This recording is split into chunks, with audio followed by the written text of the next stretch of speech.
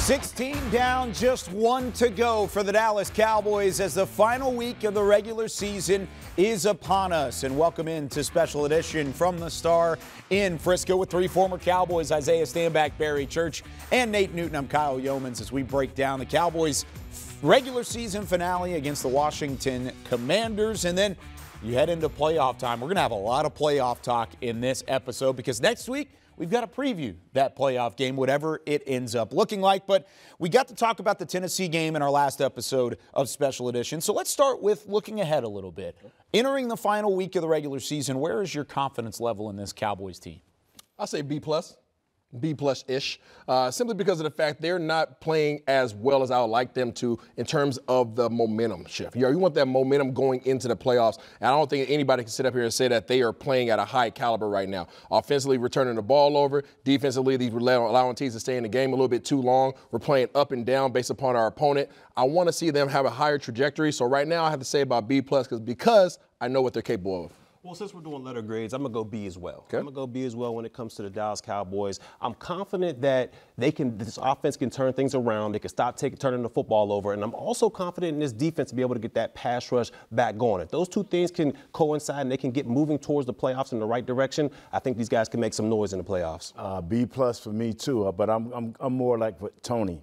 Tony Pollard is back. Does give us a chance to run the ball, get to the outside. And I'm B+ because our defense, but they're not getting the sacks, but they're getting the turnovers. And I'm happy about that. And if you can get turnovers going into the playoffs, yes. Now, it's one way to do it because you've got to find a way to continue that takeaway train for your defense and limit the takeaways on the offensive side of the football if the Cowboys are going to have any success through the NFC playoffs. Here's what the playoff picture looks like at the moment. Seattle currently sits in that 7 seed. However, with a win, Green Bay would wrap up the 7 seed. They play the Detroit Lions, but if Detroit beats Green Bay and Seattle loses, it would be Detroit in that 7th seed. The Cowboys can either end up as the 1 seed, the 2 seed, or the 5 seed. That's it. It would take Eagles and 49ers losses in order for the Cowboys to get into the 1 seed and have that bye. So it's more likely that the Cowboys either win the division with a Philly loss and a win over Washington and be the 2 seed, or they're going to end up as the 5 seed taking on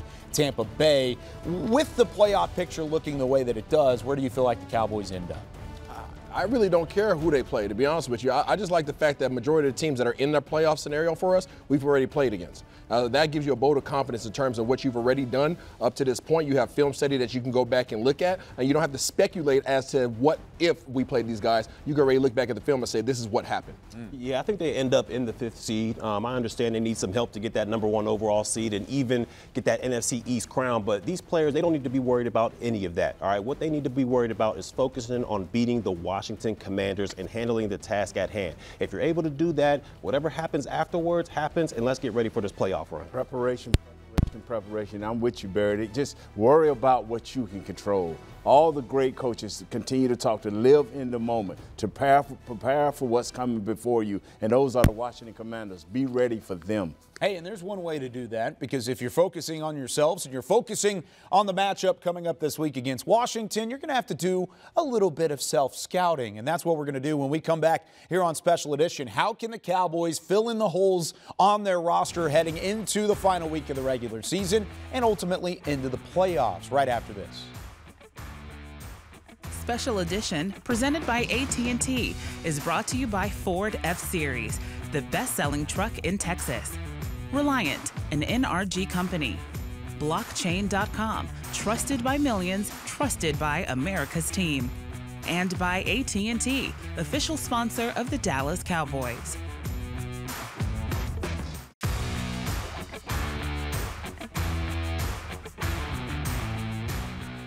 This segment is brought to you by Salvation Army. Love Beyond.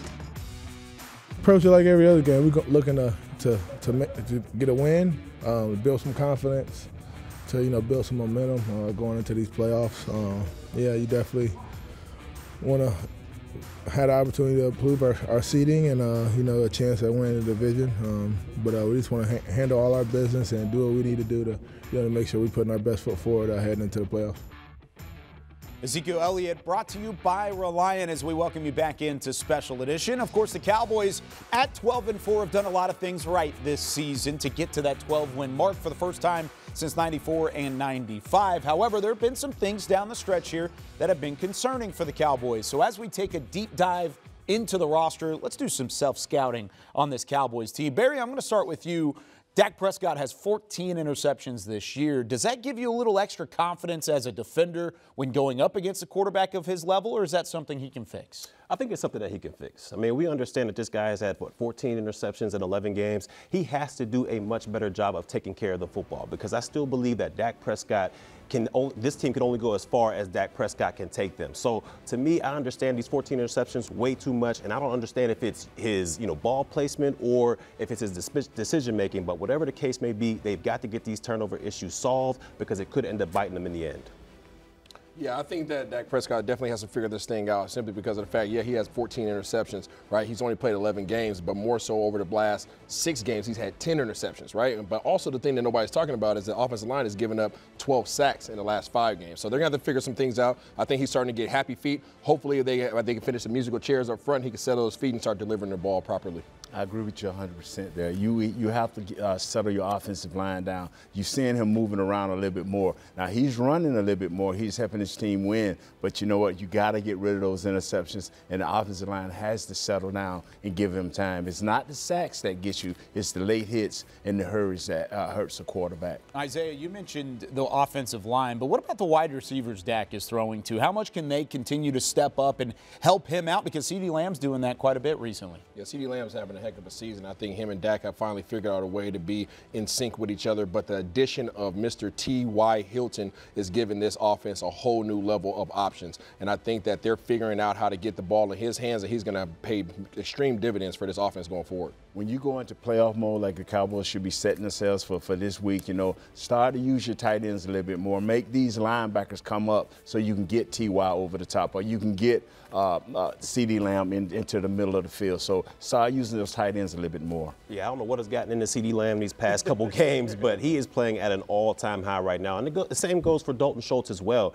And if T.Y. Hilton, if he can continue to expand his role within this offense, and he can continue to teach this young wide receiver room the little nuances of the game, I'm telling you, this passing attack is going to be extremely hard to slow down once the postseason begins. And after having one of their weapons missing in Tony Pollard last week, he is back and available, should be good to go for the playoffs as well.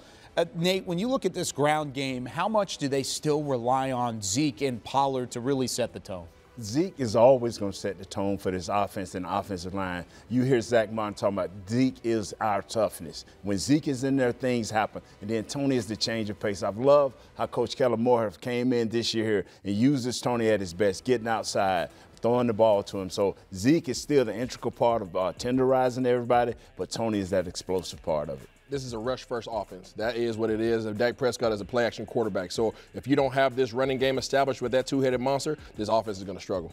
And then what about the defense? Because the defense has had some injuries at corner, of course, on the defensive line as well. Barry, can they overcome those injuries enough to still be a feared unit in the NFL? I believe they can overcome these injuries, because I trust Dan Quinn as a defensive coordinator to get the most out of each and every one of his defenders. But in all reality, it's up to this pass rush. If this pass rush can get back to its dominating ways, it'll be fine. But if it can't, we all understand quarterbacks in this league are way too good, especially when you get into the postseason. And if you cannot affect the quarterback on a consistent basis, your defense stands no chance. See, and this is why Barry Church is a professional here on Special Edition, because he just said, how do you get this pass rush back? You have to find a way to find it. Where did they go? Isaiah Stanback's going to tell you how they get back to the being feared as the pass rush that they are. Can Micah Parsons and company find a rhythm heading into the playoffs? We'll tell you when we come back on Special Edition.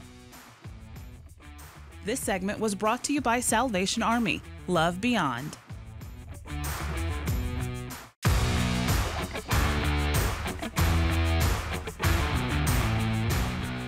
This segment is brought to you by Ford F-Series, the best-selling truck in Texas.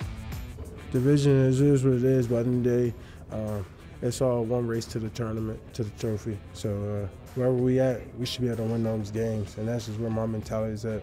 I always say it's a track meet, you get 7 lanes. Doesn't matter if you got 1 through 7. It's only the race to the finish line, and that's all that matters, right? According to Micah Parsons, brought to you by Texas Lotto, it doesn't matter who you play. You got to get the job done, and this pass rush has to get back on track. As we welcome you back into Special Edition from the Star in Frisco with Super Bowl champion Isaiah Stanback. I'm Kyle Yeomans. We're going to tell you how that pass rush can get back on track, starting with Dan Quinn and the scheme. How can Dan Quinn really help some of these guys get back home to the quarterback? Yeah, well, once upon a time, this was the most feared front in football. Yes, it was. was. We had to find a way to get back to that. And back in the day, Dan Quinn was doing a great job of simply just having a better scheme than the opponents, okay? Right here, you guys are going to see Mr. Kearse, okay? Kearse is going to be sitting here lined up over this tight end. We have D-Law sitting on the outside, really securing the edge. Now, by scheme, okay, offensive line should be okay, but Dan Quinn does a great job of acknowledging that this man is trying to block out with the Mr. D-Law, okay? And when he blocks out with Mr. D-Law, right here, Mr. Kearse has his man-to-man. If he decides to block, Mr. Dan Quinn went ahead and told Kearse that you were going to do what we call a green dog. A green dog means if that tight end stays in the blocks, then you go ahead and you have free reign to go ahead and go after the quarterback. They knew by scheme that he was potentially going to do this, gave Kearse the green light. Let's see what happens with it. Tight end blocks, okay, outside. You guys see it right here. Okay, tight end's going out here to block, double. Kearse has a free run right here at Mr. Cousins, takes care of business, gets him down to the ground. That's one example of Dan Quinn's scheme really giving him the upper hand for his players to make a great play. Okay, but what about talent level? Because this team has plenty of talent. You've got DeMarcus Lawrence, you've got Micah Parsons, Dorrance Armstrong. All these guys have been balling. How can they utilize the talent level to get home? Sometimes you just line up and you're just better than the guys across. It happens. Right, so here he is right here, Mr. D-Law, okay, one of our leaders on the defensive front. This is an example of him just being better than the guys in front of us. So you're going to see him not only have to deal with this offensive tackle, okay, he's not only got to deal with him, he has to deal with one of the best running backs in the game in Mr. Dalvin Cook. So right here, you're going to see him beat his man, go right in underneath, and go ahead and go through Mr. Cook to get another sack. Boom, let's see it play out. I'm better than you, okay? I'm better than you again. And I'm going to go ahead and get this sack right here. I'm going to take two of your guys, make them look silly, just simply because I'm that much more skilled than your guys that are blocking me. And that was really just kind of mano-a-mano and D-Law being D-Law. You could say the same thing about Micah Parsons. He's one of those guys that just loves to get in the backfield. Really, the will from Micah Parsons is what makes him special. How can he utilize that? Sometimes it's just will and determination. So you see this offensive lineman come out here. He has him one-on-one, okay? And he does a great job initially of getting the block on D-Law, on Micah Parsons. But sometimes there's a little thing called heart. And he has the heart of a lion. And you see it play through right here, right off the back. The offensive lineman has him. Boom, it's stuck right there. Boom, he's done his job. But what happens? He's sitting back there, nice little pocket right here. But because of the will and determination of Mr. Micah Parsons, he says, nah, I'm not done hunting right yet. I'm going to go ahead and get this meal because I don't know the next time I'm going to eat. Thank you very much, Mr. Cousins. We'll turn that ball over and get another sack. This is why you need to fear the Dallas Cowboys. This is how we can get back on track, whether it's the scheme, whether it's the talent, or whether it's the will and determination. These guys got to find a way to start getting back to the quarterback. You have to get back in the backfield because that was the strength. That was what teams feared about this Cowboys team. But Micah Parsons said it at the top of the segment. It doesn't matter who you play in the playoffs. You got to get right in your own locker room and on your own gridiron to have some success. But we can talk about who the Cowboys might play in the upcoming playoffs. When we come back on Special Edition, is Tom Brady waiting for another matchup with the Dallas Cowboys? We'll tell you next. This segment was brought to you by Ford F-Series, the best-selling truck in Texas.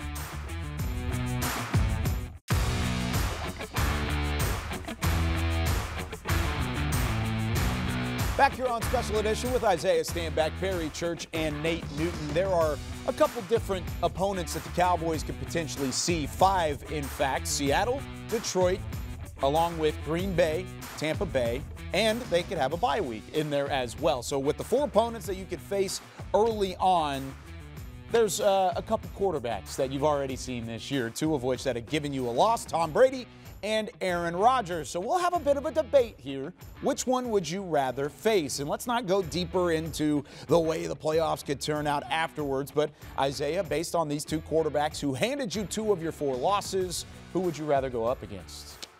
There's no good answer here, but I would much rather go against TB12.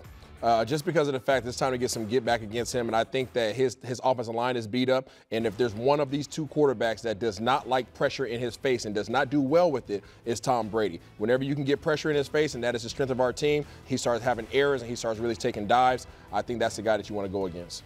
Man, I'm going to have to disagree with you there, big dog. Man, I'm going to have to go with Aaron Rodgers. I'd rather see Aaron Rodgers out there. When you talk about Tom Brady and when he gets into the playoffs, his power is kind of heightened. They get to a new level. And you look at the experience around him, his people around him, Evans, Godwin, playoff Lenny, all those guys have experienced playoffs and success in the playoffs. And you look what's around Aaron Rodgers, he has some talent over there, don't get me wrong, but they're inexperienced when it comes to playing big-time games. And if you look at the playoffs in general, Tom Brady, he's the GOAT for a reason. Aaron Rodgers, he's had up and down career. He really hasn't been to the pinnacle since 2010. I'd rather go against Aaron Rodgers than Tom Brady any day in the playoffs.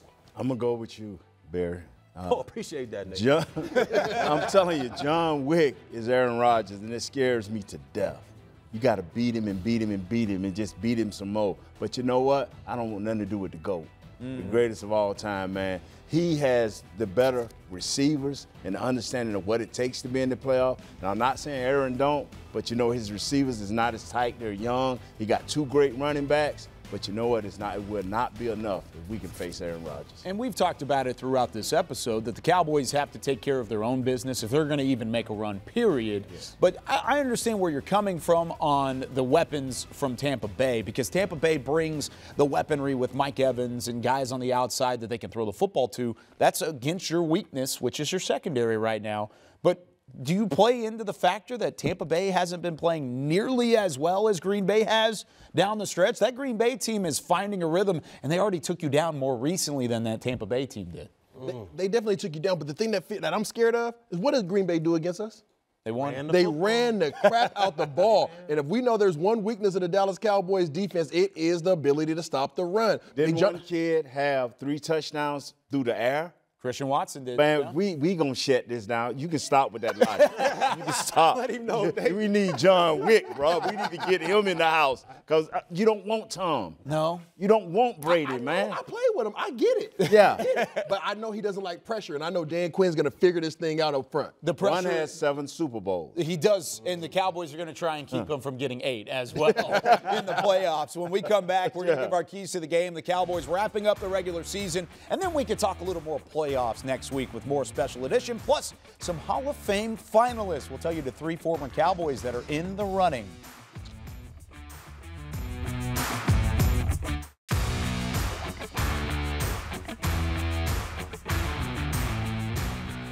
Special edition presented by AT&T was brought to you by Ford F-Series, the best-selling truck in Texas. Miller Lite, the only beer of the Dallas Cowboys.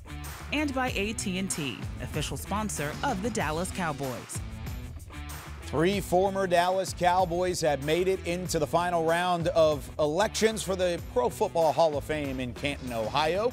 As a senior finalist, Chuck Howley, the only Super Bowl MVP in a losing effort to ever win that award. And then 2 guys that all 3 of you guys played with at one point, and that's Darren Woodson and DeMarcus Ware as the modern-day finalists for the Pro Football Hall of Fame. We'll start with DeMarcus Ware, actually. Isaiah, Barry, you both got a chance to play with D. Ware. What was he like, and how deserving is he? D. Ware is one of the best humans that you could ever be around. He is a great representation of what the NFL should stand for.